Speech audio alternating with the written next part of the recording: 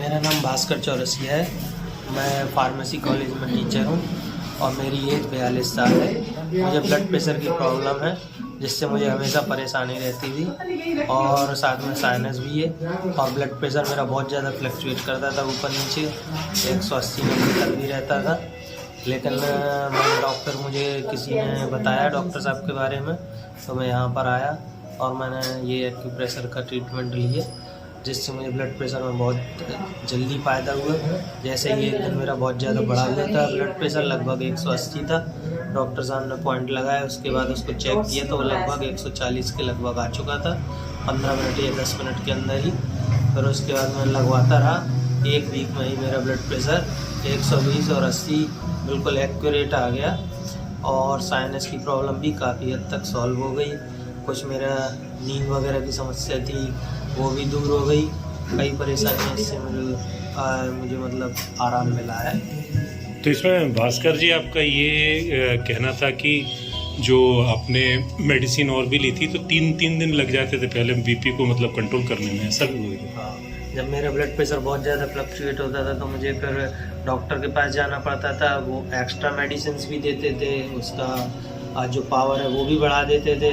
तब बड़ी मुश्किल से ही कंट्रोल होता था, कभी कभी तो 2-3 दिन से लेके 1 वीक भी लग जाता था। लेकिन जब मैं डॉक्टर साहब के पास आया और मैंने उनसे ट्रीटमेंट लिया तो मेरा 1 से 2 दिन में ही पूरी तरीके से कंट्रोल हो गया। वैसे तो जैसे ही उन्होंने पॉइंट लगाए तो कम हो गया, पर फिर भी 1 या 2 दिन का वक्त आप मान सकते हैं जिसमें उन्होंने लगभग कंट्रोल कर लिया। Okay, thank you very much. Hello friends, आजकल ठंड में हाई ब्लड प्रेशर होने के बाद कई बार ब्रेन हेमरेज होने से पैरालिसिस और कई प्रॉब्लम्स हेडेक जैसी हो जाती हैं।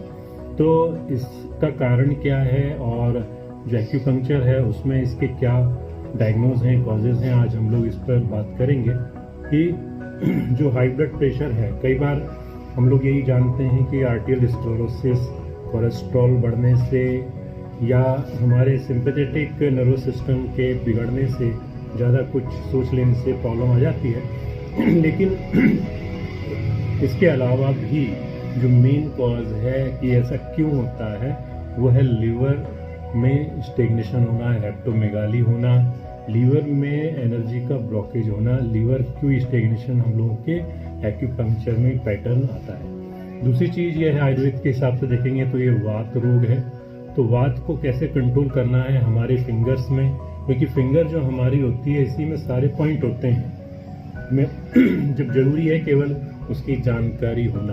तो इसमें जो हमारी बोथ स्मॉल फिंगर है ये लंग्स और हार्ट की है, जिसका ब्लड प्रेशर से बहुत लेना देना है। क्योंकि जो वात का मतलब होता है आकाश और वायु तत्व मिलकर के जो है वात बनता है। और जो ब्रेन है इसके लिए और लिम्बिक सिस्टम है इसके लिए बोथ मिडिल फिंगर जो है ब्रेन के फंक्शन को कंट्रोल करती है। तो ये कंट्रोलिंग फंक्शन और जो हमारे बॉडी में जो वात है उसको कंट्रोल करके आयुर्वेदिक एक्यूपंक्चर में तुरंत जो है कंट्रोल किया जा सकता है ब्लड प्रेशर को। अगर कोई सिंपैथेटिक कॉज से ये प्रॉब्लम बढ़ गई है तो गॉल ब्लैडर 20 यहाँ पर एक पॉइंट होता है, इसमें येलो अप करके इस पॉइंट पर आपको येलो अप करके मैग्नेट लगाना है, जिससे तुरंत ये अंदर की तरफ पॉइंट आता है फिंगर की तरफ। तुरंत मैग्नेट लगाते से 30-40 यूनिट कम होकर के बीपी नॉर्मल होने लगता है। ये सिंपैथेटिक नर्वस सिस्टम का पॉइंट है गॉल ब्लैडर 20, जो हमारे जो ये यहाँ पर इस लोकेशन पे ये गॉल ब्लैडर 20 आता है और यहाँ से ये हमारे सिंपैथेटिक नर्वस सिस्टम को कंट्रोल करता है। तो